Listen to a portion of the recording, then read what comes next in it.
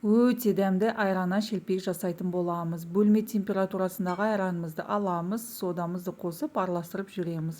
Үстінен ұнымызды саламыз, тұзымызды қосамыз, қалауыңызша қант қосамыз да барлығын біріктіріп, майымызды құйып, жақсылап жұмсақ қамыр илейтін боламыз. Илегеннен кейін 30 минутқа демалдырып қоямыз. Демалғаннан кейін бөліктерге бөліп шығамыз.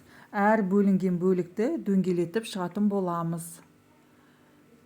Одан кейін жұқа қамыр илейтін боламыз. Қызып тұрған майымызда орташа отта екі жағын әдемілеп қуырып аламыз. Шелпегіміз дайын, өте дәмді шелпек болып шығады. Жасап көріңіздер, сіздерге ұнайды деген сенімдемін. Егер де менің рецептім сіздерге ұнаса, тіркеліп лайк басуды ұмытпаңыздар. Баршаңызға ас болсын.